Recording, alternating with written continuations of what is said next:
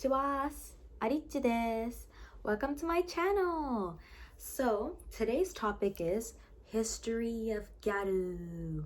A lot of my followers on Instagram has told me that they want to learn more about the history of it all, what is even Gyaru, and all of that. So what is Gyaru? Gyaru started in the 1990s and it was for teen girls to protest against Japanese beauty standards and traditionalism.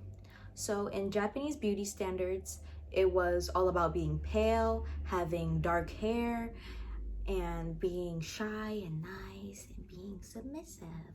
But a lot of the teen girls were like, why do we have to do that? And why do we have to perform all of that just for guys' attention? They started doing the opposite. So they started to bleach their hair. They went to tanning salons to get tanner, and then they would alter their uniforms that was against Japanese dress codes.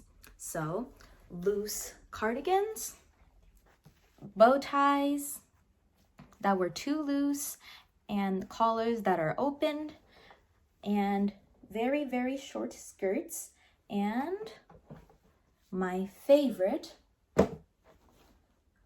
loose socks. That was all against Japanese school dress code, but they would do it in protest of Japanese traditionalism. And of course, many gyarus could not do all of that because that could risk expulsion. Nigga, you dumb as hell. It could risk their future. So they would do mostly altering of clothes. Now let's talk about the term gyaru or gal and how that word came to be. So the word gyaru or gal stems from the word girl, the English word girl. Japanese people would use the word girl to talk about young people, young girls. And it's because they were fresh and they were untraditional and they would follow foreign trends, so they would call them girls. Because they couldn't pronounce girl, it changed to gyaru. And then the katakana gyaru is pronounced gyaru and English romaji. So that's why it would just be shown as gyaru. So gal, gyaru means the same thing. Some people credit the 1990s of the actual beginning of the fashion culture, but to look at the untraditional ideas of Japanese young girls, we need to understand the 1980s bubble generation. So around 1985 in Japan, there was an economic boom. And a lot of people started to get so much money. Because of that, they would have more time to go to clubs and have fun and have parties. Because the economy is growing and growing and growing like a bubble, hence the name bubble generation. With all that new money coming in, they started to spend money on foreign clothing and foreign lifestyles. And because of that, 1980s, it started to become disco. A lot of these party animals were office workers, and a lot of them would like to do old man things, so go to bars. And a lot of them were considered oyaji gyaru or ike gyaru. Oyaji meaning old man and gyaru meaning girl, and ike meaning high tempo, high energy, and girl. And that is the stem of the word gyaru being used for young party pooper, have high energy, having fun type of girls.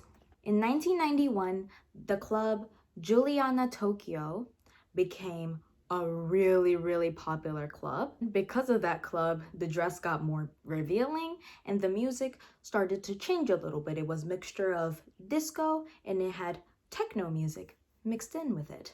This is when the big feather fan hit the scene.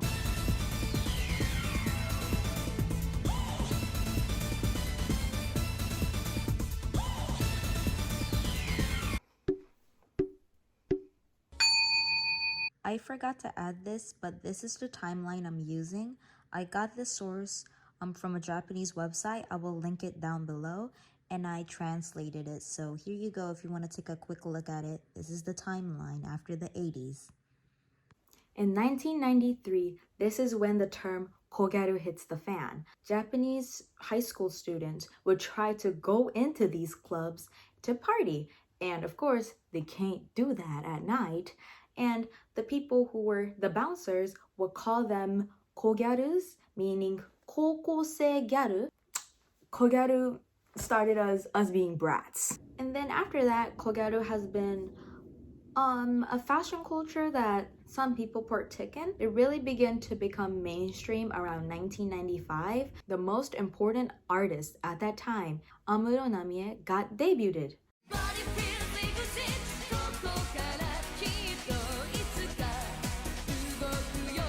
And a lot of people were into her music and into her fashion and into her aesthetic.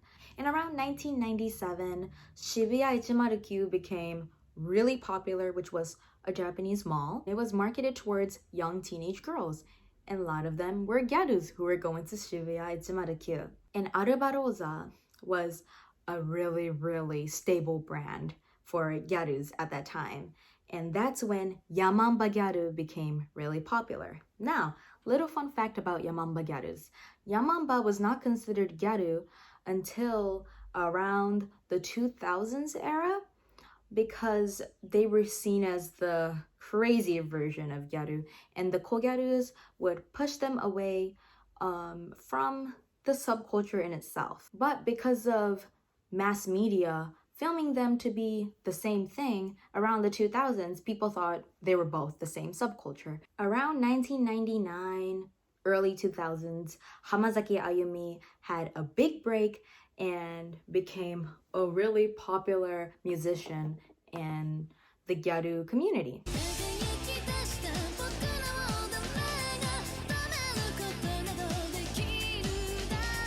When she became popular, people started to like her aesthetic. She was Gyaru, but she was also pale, since Shiro Gyaru was created. So now there was a big distinction with Kuro Gyaru and Shiro Gyaru. Shiro Gyaru meaning pale or white Gyaru, and Kuro Gyaru meaning dark, brown, black Gyaru. And because of her new pale and a little bit more traditional aesthetic, people started to get into other aesthetics that were not considered Gyaru and combining them with Gyaru culture. Sorry, I don't know why, but some of my clips are deleted, so I'm gonna be doing a voiceover for this bit. But around 2004, Kigurumin became very popular, which was a Gyaru subculture that revolved around wearing a onesie. And then around 2005, Kodakumi debuted, she's the third generation of Gyaru charisma artist.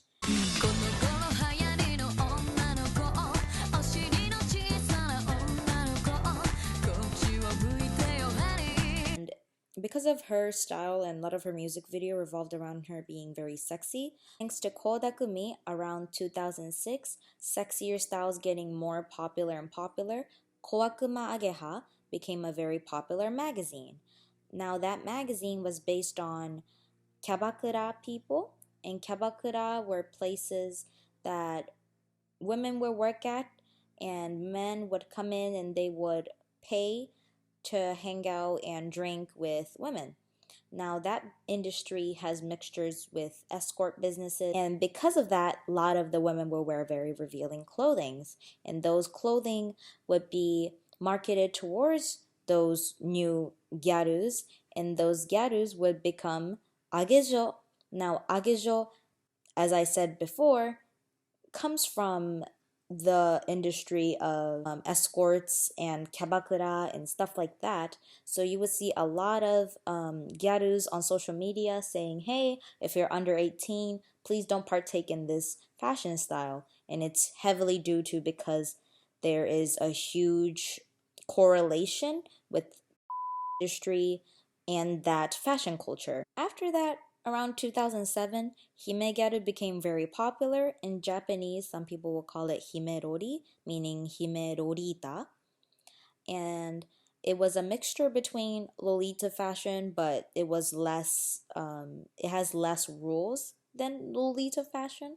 Hopefully this made sense. I used Japanese sources because a lot of the time, because of mistranslation, a lot of the things are missing. A lot of people don't understand the history and context of Gyaru. So hopefully me translating this would help you guys out on understanding what Gyaru is. And I feel like when it comes to Gyaru, there's too much opinions and not actual facts about what Gyaru is and what Gyaru isn't. So hopefully this helped you guys out.